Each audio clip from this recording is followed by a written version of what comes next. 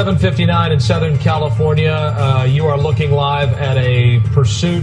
Mark Kono and Sky 5 HD over the scene. Mark, where are you? Frank, we are just coming out of Montebello and in towards Monterey Park. I just spoke with the Sheriff's Air Unit, and this apparently is a low-jack stolen vehicle here. Now, this was initially located in the El Monte area, the Sheriff's Air 7. Wow, narrowly missing a car that was just turning left here. We are on Pomona Boulevard, westbound, over towards Atlantic. He's coming up on a major intersection here. I'm just on the south side of the 60 at Atlantic. Going through the intersection here, and he's going to be making a left turn southbound on Atlantic as he makes his way through the East LA area here, away from Monterey Park, and it looks like he might be setting up for a right-hand turn. He does not. It looks like he's going to be going straight through the intersection, southbound on Atlantic. He's going to be coming into the City of Commerce here, but it looks like it's a female who may be, in fact, on the phone here, a stolen vehicle suspect, as well as a stolen vehicle. We believe only one person in the car at this point, but you saw that close-up shot from Eliana Moreno, our Sky 5 photographer here. But again, a female driving this vehicle southbound on Atlantic, essentially in towards the City of Commerce and the 5 freeway here. The LA County Sheriff's Department airship basically tracking this LoJack out of El Monte and basically trying to make a stop on this via the ground unit. The ground unit apparently tried to make the stop and the person fled, and this is what we have right now. She is coming into some heavy traffic here, weaving in and out, and you can see driving very evasively as we come up on a major intersection. Let's see what she does. She has, she's kind of boxed in right now. We have one person who's in front of her, and that person is essentially waiting at the red light, and that person is being forced out of the way, essentially. Let's see. Wow. Oh, my. Okay, so she decides to slightly give her the nudge there and push her out of the way. But southbound on Atlantic, over towards the 5 freeway here. So we are now coming into the City of Commerce here on Atlantic Boulevard. We'll be coming up on the Mixmaster here in about a block or two. The Mixmaster is just on the north side of the 5 freeway here, where all of these streets come together here. But she's going to be coming up on a major intersection where she actually chooses not to break through the red light. She makes a right-hand turn. I think this is going to be perhaps Washington, but we'll get some confirmation here. But again, westbound on Washington, heading over towards the 710 freeway at this point. Guys? Olympic, okay. All right, Mark Kono wants to bring people up to date if you're just joining us. This police pursuit happening right now, a very dangerous situation. We believe it started in El Monte, reports of a stolen car. We do believe there is a female at the wheel of this car. There could possibly be a passenger in the vehicle as well. And we're saying East LA here, okay. But the last locator, the car did go through East LA, but it was also in Commerce was the last locator that Mark gave us. The cars you can see moving very quickly. During a rush hour period. Yes, it is Veterans Day. Southbound in the residential. So folks are off today, but there are other people who are working and driving very recklessly and dangerously. Mark, with this new angle, is it possible to see if there is a passenger in that vehicle? Does look like it. Indeed, it looks like there may be a passenger, and it looks like they've just made the right-hand turn along Telegraph, and they'll be coming across the 710 freeway here momentarily. So there is the 710 overpass, essentially paralleling the 5 freeway. So off of Telegraph, parallel the 5 freeway northwestbound. They were on Olympic for a little bit here. She's coming up on a major intersection once again. That is going to be Olympic. Wow, my goodness, goes right through it. Oh my gosh. Okay, just kind of parallel the 5 freeway here, just on the north side of it. Now, if she goes straight, she has an option of getting onto the 5 freeway. She does not. She turns south right before the on-ramp to the 5 freeway northbound and is now going to be crossing over the 5 freeway and in towards, we'll say, the City of Commerce at this point, driving extremely erratically. We don't know what the motivation here is, but we do know that this is a LoJack hit of a stolen vehicle now coming in towards the City of Commerce. We're in a residential area. The LA County Sheriff's Department does have an airship overhead, and they are monitoring the situation here. We do not have anyone on the ground who is close enough, who is in close enough proximity to stay with this person at this point. We understood at the point that they attempted to make a stop in the El Monte area. One sheriff's unit was on the ground. They attempted to stop, and they fled. And so at this point, now moving westbound, just on the north side of the Commerce Rail Yard here in a residential neighborhood on the south side of the 5, moving in towards, say, the Vernon area now, guys. Yeah, extremely difficult to watch for many reasons. Again, the only highlight in this situation is the fact that, as we mentioned, it's Veterans Day, so there aren't quite as many people out on the roads today. A lot of schools, of course, are closed as well, but we're seeing, bicyclists next to these people. We've seen people walking across the street, and so many close calls.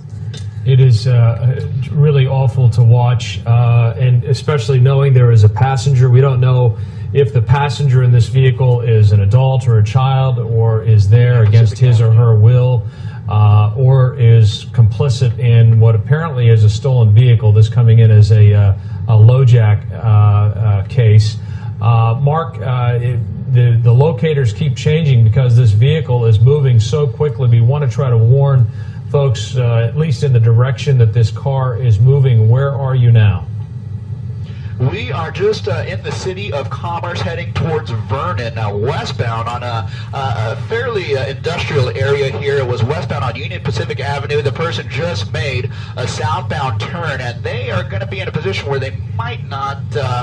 It's going to be a little bit convoluted here because this person is basically working himself or herself into a situation where there are fewer and fewer options. If she or he proceeds southbound, they're going to come up on the Commerce Rail Yard, and they are not going to be able to proceed any farther south. Now, coming up on a T intersection here, it's either a left turn or a right turn here, so it looks like it's going to be a right turn. And again, just on the north side of the Commerce Rail Yard is where we are. It's on a frontage road in a primarily industrial area here. There are some mixed areas of homes and industrial use type buildings here. Coming up on slower traffic. Let's see what the person does. Initially we thought that it might be a female driver, and that's why I'm kind of referencing it in this way. We thought it might have been a female driver by the look that we had a few minutes ago. Oh my God! Okay, so I swiped that car. That car hit parked cars.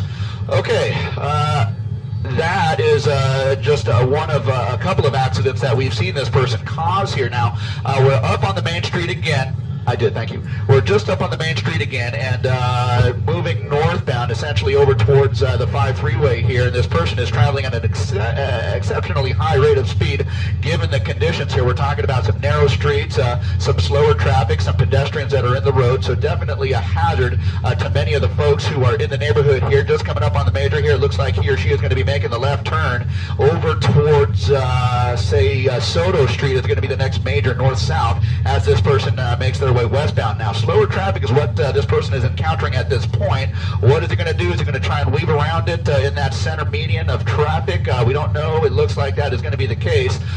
No units on the ground is what I should mention here. No units on the ground at this point. They are being tracked by several helicopters at this point. Sheriff's Air 7 is the closest one to them right now. Coming up on Soto Street in another block and a half. Sears Soto is where we are, located the famous Sears building, located right at the intersection of Soto Street. And looks like they're going to be coming up on that here in just about half a block, the major intersection. Let's see what this person chooses to do. Oh my gosh, a pedestrian. Okay. Wow. Yeah, that is very scary here as this person now turns northbound on Soto Street over towards the 5 freeway is where we are now headed here. So we've seen some very scary moments here. We've actually seen contact with a couple of cars already. But again, moving northbound on Soto, will be coming up on the intersection of the 10 freeway and the 5 in just about a block or so. Guys? Painful to watch, and it's they're going the wrong way now on that side of the street there. Let's hope that no one comes. Opposing lanes of traffic at this point. Mark, this is where are we headed right now? We're obviously in the wrong direction, going right onto the freeway. Yeah, we're on Soto Street, coming right through the East LA interchange. Soto Street northbound will be now coming into the Boyle Heights area as the person shifts back into the proper lanes of traffic. Northbound on Soto, just out of the East LA interchange, and we will be tracking this vehicle here as he approaches 6th Street and moving northbound. So continuing to move northbound. Soto's a major intersection or a major street that runs the length of the East LA area and the Boyle Heights area here. If he stays on Soto northbound, potentially another couple of miles, he'll be up on the 10 freeway over towards, say, County General, and that is apparently apparently where we are headed at this point. Again, moving just northbound on Soto Street, very evasively here. So, yeah, just some very dangerous situations. We've made contact with a couple of cars. We've almost hit a couple of pedestrians here, and now the person making their way over to the right lane of traffic here, over towards what I believe to be 4th Street. And, yeah, that's going to be 4th Street as they make their way westbound. A left turn westbound over to 4th. They'll be coming up on the north side of Hollenbeck Park here shortly, and that means the 5 freeway, the 101 freeway potentially here. So again, moving westbound, they're just coming up on the north border of Hollenbeck Park. Hollenbeck Park is the park that borders the 5 freeway, just on the east side of it, coming out of the East LA interchange. So there it is, that car slowing down for an intersection here on opportunity, in fact, to get on the freeway. He's going to stay on 4th Street underneath the 5 freeway. He'll be coming out here shortly, and again, he'll be on 4th Street making their way westbound. In another block or so, he'll be crossing over the 101 freeway and in towards downtown. Now, Mark, a lot of times you have a really clear idea of how fast this driver is going. Can you give us any sort of estimate throughout this pursuit so far? You know what, I would at the very least estimate on surface streets 50 to 60 miles an hour, and the only thing slowing this guy down is the fact that there's slower traffic and pedestrians. You saw there was a little bit of hesitation at the point of Olympic and Atlantic, I think it was what it was, where that person came up on an intersection and there was a car in front, and there was a little bit of reluctance to push that car out of the way, but you saw in the end as that car moved forward, he did in fact push that car out of the way. But you know, there is a certain level of desperation at this point. This person just continues to run 4th Street right across the 4th Street Bridge over the LA River, and now we will be moving in towards downtown LA, Little Tokyo, and that is kind of where we are headed right now. We'll be coming up on the intersection of 4th and Alameda in another couple of blocks here. So moving into kind of the business district here now, J-Town, westbound on 4th, and we're just kind of continuing to move in towards the downtown LA area. So again, no ground units that I can see at this point. The LA County Sheriff's Department still has their air unit overhead. We'll be coming up on an intersection here shortly. I believe that's going to be Alameda, and slower traffic. In fact, traffic waiting at the red light, and he's going to kind of make their way over to the right lane and possibly a move to the north. No, we're going to continue westbound, so in towards the business district, as they call it. We are just coming up on Little Tokyo here, and just there you go. We're having a look at this guy just evade all efforts to slow down and give up at this point, guys. And you would hope at some point that this driver would recognize that there are no ground units in pursuit and would slow down. That's the whole point of these officers and the deputies from the LA County Sheriff's Department not tracking very closely to try to de-escalate the situation. Clearly, this driver not responding to that and putting so many people at risk through his or her driving actions. You have to wonder if at some point the LAPD or another agency will take up a closer pursuit to try to end this, because this is so dangerous now, right in downtown LA, as we can see. Are you in the area, still in the Little Tokyo area, or where is this? Frank, we have left the Little Tokyo district, and he made a left turn southbound, so either on Hope or Spring is where I think he is at this point. We kind of lost track of him as he kind of went through the buildings here, so we'll try and reacquire him. But maybe that was part of the strategy. Maybe that was the strategy, knowing that the airships were the only ones above. Maybe behind the cover of some of the buildings, that was their plan to try and get away utilizing that kind of method here. I can tell you that the Sheriff's Department helicopter is overhead. They are kind of tracking this thing, and hopefully they haven't lost sight of it. But indeed, turning southbound on either Spring or Hope, we seem to have lost sight of the vehicle for the moment, guys.